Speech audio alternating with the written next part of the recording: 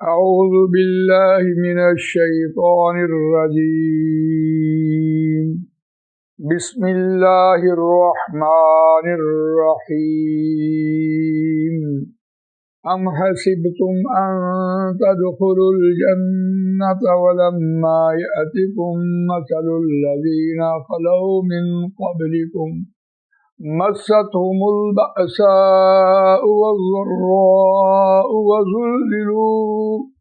وزلزلوا حتى يقول الرسول والذين آمنوا معه متى نصر الله ألا إن نصر الله قريب. آمنت بالله صدق الله العظيم. رب اشرح لي صدري ويسر لي امري واحلل عقدة من لساني يفقهوا قولي. اللهم ارنا الحق حقا وارزقنا اتباعه وارنا الباطل باطلا وارزقنا اجتنابه. آمین یا رب العالمین. دوستو اور بزرگوں، سورہ بقرہ آیت نمبر 114 آپ کے سامنے تلاوت کی ہے. یہ دوسرے پارے کا 10واں رکوع زیر مطالعہ ہے. اس رکوع میں اللہ تعالیٰ کی نعمت کی ناشکری اور اس پر عذاب کا سلسلہ ہے، اور اس پر جو نقد سزا ہے وہ سنائی گئی ہے، اور اس نعمت کی ناشکری کے اسباب کیا ہے اور کس وجہ سے آدمی اس نعمت کی ناشکری کر رہا ہوتا ہے اس کا ذکر بھی موجود ہے. اور پھر بہانے سازیاں، اس نعمت کی ناشکری پر بہانے سازیاں، اختلافات اور ضد کی وجہ سے اختلافات، نہ کرنے کے 100 بہانے اور کرنے کا کوئی بہانہ نہیں. اس رکوع میں خاص طور پر یہ بات بیان ہوئی. دیکھیے، جو نبی اکرم صلی اللہ علیہ وسلم کا دور تھا، اس دور میں صحابہ کرام رضوان اللہ تعالی اجمعین انہوں نے کتنی تکلیفیں برداشت کر کے اس دین کو ہم تک پہنچایا ہے. یہ اسی رکوع میں بیان ہوئی ہے بات، اور وہ بطور نمونہ پیش کیا گیا اور ہمیں اس کی ترغیب دی گئی. آج ہمیں تو کوئی تکلیف نہیں ہے، ہم تو کھا رہے ہیں، پی رہے ہیں، عیش کر رہے ہیں. یہاں تک کہ ہم پاکستان میں ہیں، یہاں تک کہ ہم لاہور میں ہیں. اور یہ بھی اللہ کا شکر ادا کریں کہ اللہ تعالیٰ نے ہمیں مسلمان کے گھر پیدا کیا، یہ بھی ایک بہت بڑی نعمت، اور ہمارے ہاتھ میں قرآن دیا، اور یہ بھی بہت بڑی نعمت. اور پھر کسی ایسے ملک میں نہیں پیدا کیا جس میں انسان جی نہ سکے. فلسطین دیکھیں، برما دیکھیں، بوسنیا دیکھیں، آپ ہندوستان دیکھیں. غرض یہ کہ کوئی بھی ایسا ملک جس میں امن نہیں ہے، سکون نہیں ہے، اس ملک میں کیا حال ہوگا مسلمانوں کا، اور کیا ان کی زندگی اجیرن ہوگی.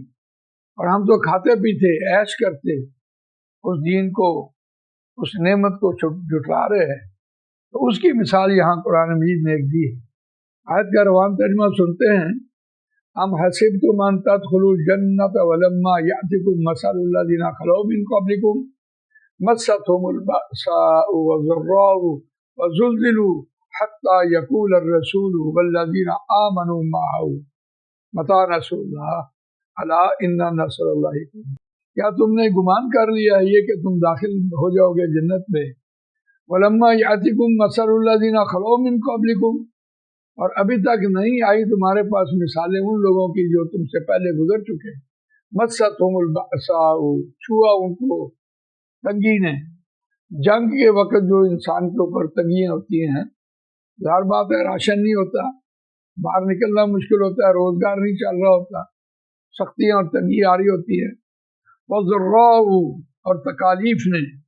وَزُلْزِلُوا حَتَّى يَقُولَ الرَّسُولُ، اور ہلا مارے گئے یہاں تک کہ پکار اٹھے وقت کے رسول. وَالَّذِينَ آمَنُوا مَعَهُ، اور وہ لوگ جو ان کے ساتھ تھے ساتھی. متى نصر اللہ، کب آئے گی اللہ کی مدد. الا ان نصر اللہ قریب، خبردار سن رکھو، ہوشیار اے مسلمانوں، بے شک اللہ کی مدد آیا چاہتی ہے، قریب ہے. یہ آپ نے روان ترجمہ سنا ہے. نبی اکرم صلی اللہ علیہ وسلم کے دور میں مکے میں جو صحابہ کرام کو تکالیف پہنچ رہی تھی، ان میں جو نمایاں نام ہیں، ویسے تو ہر صحابی نے اپنی اپنی جان کی قربانی دی ہے، لیکن حضرت خباب بن ارت رضی اللہ تعالیٰ عنہ، جن کا مالک ایک لوہے کی بھٹی کانپتا تھا لوہا گرم کرنا، اور اس نے وہ لوہا گرم کر کے حضرت خباب بن ارت رضی اللہ تعالیٰ عنہ کے جسم پر لگا کے ٹھنڈا کر، اور آپ اندازہ لگائیے کہ جو آگ کا زخم ہے وہ کیا ہے۔ ان کے جسم پر صرف ہڈیاں رہ گئی تھی، صرف اس بنیاد پر کہ انہوں نے کہا قولوا لا الہ الا اللہ تفلحوا، وہ مسلمان تھے، اور ان کا جو مالک تھا وہ کافر تھا۔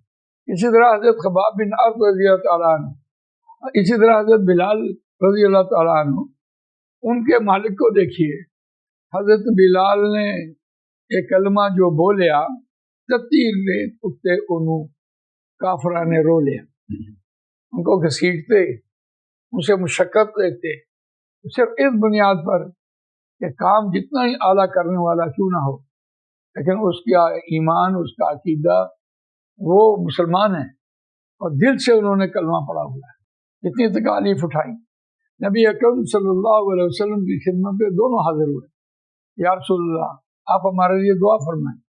نبی اکرم صلی اللہ علیہ وسلم خانہ کعبہ کی دیوار کے ساتھ استراحت فرما رہے تھے، جب ان دونوں کو آتے دیکھا تو اٹھ کر بیٹھے، اور جب انہوں نے یہ درخواست کی تو رسول اللہ صلی اللہ علیہ وسلم کا پہلا جملہ، کیا تم موسیٰ کے ساتھی ہو گئے؟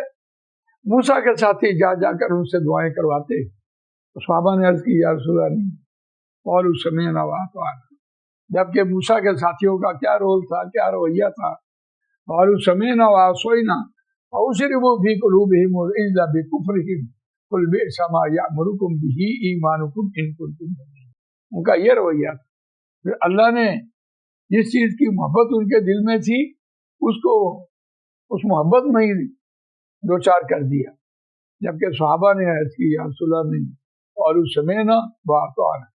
پھر آپ نے یہ آیات پڑھی، ام حسبتم ان تدخلوا الجنة ولما يأتكم مثل الذين خلوا من قبلكم مستهم البأساء والضراء وزلزلوا حتى يقول الرسول والذين آمنوا معه متى نصر الله الا ان نصر الله قریب۔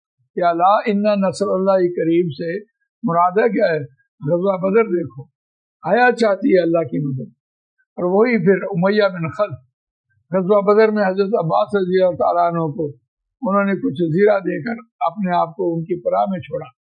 جب دور سے دیکھا حضرت بلال رضی اللہ تعالیٰ عنہ نے تو وہ امیہ بن خلف، تو صحابہ لپکے اس کی طرف، تو حضرت عباس رضی اللہ تعالیٰ عنہ آڑے آ گئے کہ یہ میں نے ان کو پناہ دی ہے۔ تو صحابہ رضوان اللہ تعالیٰ اجمعین نے کلمہ تکبیر اللہ اکبر بولا، اور پھر جنگ ابھی جاری ہے تو ایسا پھر حملہ کیا، اس کو جہنم رسید کیا۔ تو یہ تھی پھر الا ان نصر اللہ قریب، کہ آیا چاہتی ہے اللہ کی مدد۔ تو یہ اس اعتبار سے دیکھیے کہ آیت کتنی خوبصورت ہے کہ اس امت محمد صلی اللہ علیہ وسلم اس کو یہ بات سمجھائی جا رہی ہے کہ دین پر قائم رہنا ہے، دین پر کھڑے رہنا ہے، کسی بھی حال میں ہو آپ نے اس کو چھوڑنا نہیں ہے۔ صحابہ کرام کی تکالیف دیکھیں اور اپنی آسائشیں دیکھیں، اور پھر بھی ہم بہانے لگاتے ہیں، اور پھر ہم منہ سے زبان سے کہہ دیتے ہیں کہ ہم نے کلمہ پڑھا ہے لا الہ الا اللہ محمد رسول اللہ۔ صحابہ کا کلمہ پڑھنا دیکھیں اور اپنا کلمہ پڑھنا دیکھیں۔ اللہ تعالیٰ مجھے آپ کو قرآن مجید پڑھنے، سمجھنے، اس پر عمل کرنے، اس کو دوسروں تک پہنچانے کی توفیق عطا فرمائے۔ سبحانک اللہم و بحمدک نشہد ان لا الہ الا انت نستغفرک ونتوب الیک۔